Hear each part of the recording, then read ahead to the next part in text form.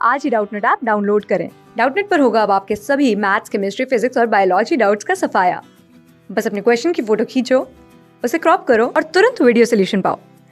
Download now.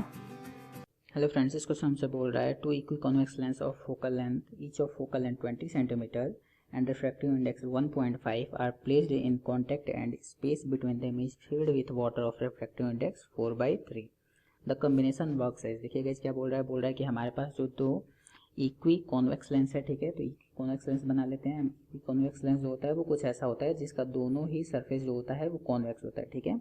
क्योंकि ये दोनों जो है वो आइडेंटिकल हैं, ऐसा बोल रहा है कि फोकल लेंथ 20 सेंटीमीटर, दोनों का रिफ्रैक्टिव इंडेक्स जो है वो 1.5 है, ठीक है।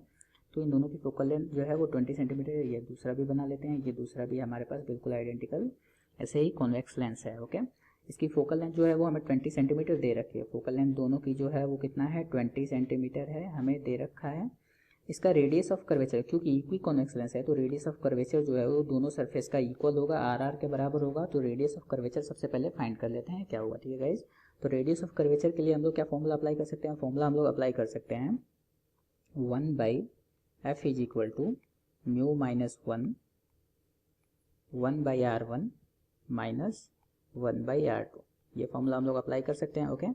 तो यहाँ पे फोकल लेंथ हमें दिया गया है 1/20 इक्वल टू म्यू की वैल्यू हमें 1.5 दे रखी है, तो 1.5 माइनस 1 इक्वल टू हो जाएगा 1/r1 यानी 1/r माइनस 1/r2, क्योंकि दूसरा जो है वो भी उसका भी रेडियस ऑफ कर्वेचर आ रही है और इसका जो सेंटर है ये जो सरफेस इसका सेंटर जो है वो लेफ्ट हैंड साइड में है, यानी इसका सेंटर जो है वो राइट हैंड साइड में है, इसका सेंटर जो है वो लेफ्ट हैंड साइड में है, यानी इसका रेडियस ऑफ कर्वेचर जो होगा वो -r होगा, ठीक है। तो ये हो जाएगा 1/-r, ओके।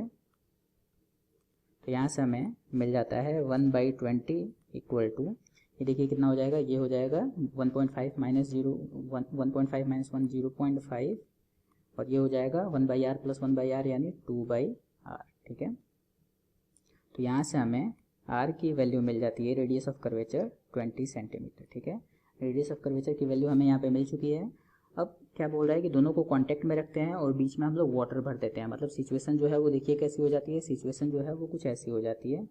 ये हमने इस लेंस को कांटेक्ट में रखा, इस लेंस को हमने ऐसे कांटेक्ट में रखा और बीच में हमने वाटर भर दिया, ऐसे बीच में हमने ये वाटर भर दिया ऐसे। तो ये बीच में जब हमने वाटर भरा है गाइस, तो ये देखिए बीच में जो वाटर वाला सरफेस है ये एक कॉन्केव लेंस की तरह बिहेव करने लगेगा, ठीक है। कॉन्केव लेंस की तरह बिहेव करने लगेगा मतलब कैसे, ऐसे बीच में जो वाटर वाला पोर्शन है जिसमें हमने वाटर भरा हुआ है, क्योंकि रेडियस ऑफ कर्वेचर जो है वो दोनों सरफेसेस का, इस सरफेस का भी और इस सरफेस का भी 20 सेंटीमीटर है, तो इसका भी रेडियस ऑफ कर्वेचर आर जो होगा वो 20 सेंटीमीटर ही होगा और इसका भी 20 सेंटीमीटर ही होगा रेडियस ऑफ कर्वेचर, ठीक है। और इसमें वाटर क्योंकि हमने भरा है तो इसका रिफ्रैक्टिव इंडेक्स म्यू की जो वैल्यू है वो हो जाएगी 4/3, ओके। तो यहाँ से बीच में ये एक कॉन्केव लेंस की तरह बिहेव करने लगेगा और इसका फोकल लेंथ हम लोग फाइंड कर लेते हैं। फोकल लेंथ क्या हो जाएगा कॉन्केव लेंस का, 1/fc कह देता हूँ मैं, ठीक है, 1 बाई, या फिर इसको 1/f प्राइम कर देते हैं, ओके, 1/f प्राइम।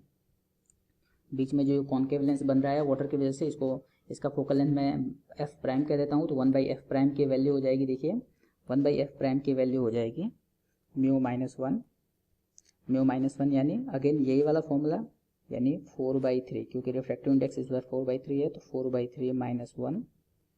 और इस बार जो है ये जो इसका सरफेस है ये नेगेटिव साइड में है और ये सरफेस जो है इसका सेंटर जो है वो पॉजिटिव साइड में है, ठीक है।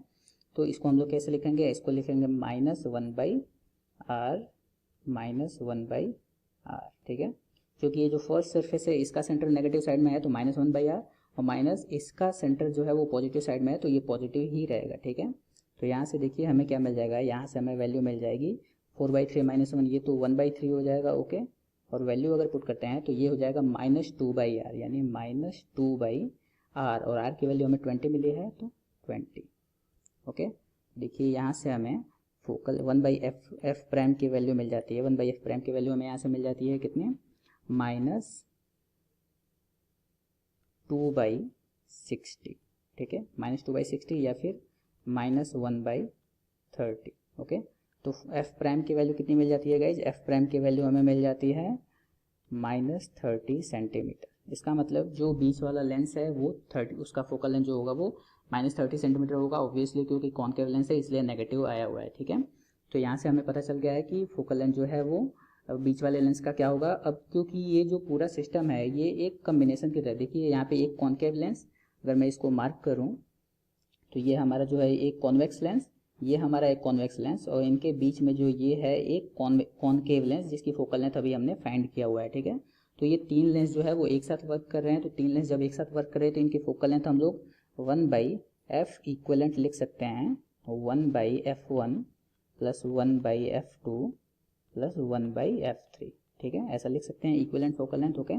तो यहाँ से हम लोगों को क्या मिल जाएगा, यहाँ से मिल जाएगा 1/f1 यानी 1/20, क्योंकि focal length initially convex lens का 20 था, प्लस 1/f2 जो हमें f प्राइम मिला हुआ है -1/30, ओके, और प्लस अगेन 1/20, क्योंकि दूसरा जो भी है वो भी कॉन्वेक्स लेंस ही है, ठीक है। तो यहाँ से हमें मिल जाएगा 1/f equivalent is equal to, देखिए क्या मिल जाएगा, ये 1/20 और 1/20 ये हो जाएगा 1/10, तो 1/10 माइनस 1/30, ओके। इसका अगर हम लोग एलसीएम लेते हैं तो ये देखिए हो जाएगा 30, 10 3 जा 30, 3 माइनस 3 1 जा 30, 1 जा ये हो जाएगा 1, एंड ये हो जाएगा 2/30 यानी 1/15, ठीक है। तो यहाँ से हमें मिल जाएगा f इक्वलेंट की वैल्यू 15 सेंटीमीटर, ओके गाइज। क्योंकि f इक्वलेंट की वैल्यू जो है वो 15 सेंटीमीटर आई है और पॉजिटिव आई है, इसलिए ये पूरा सिस्टम जो है वो एक इक्वलेंट कॉन्वेक्स लेंस की तरह बिहेव करेगा, जिसका फोकल लेंथ जो होगा वो 15 सेंटीमीटर होगा, ठीक है।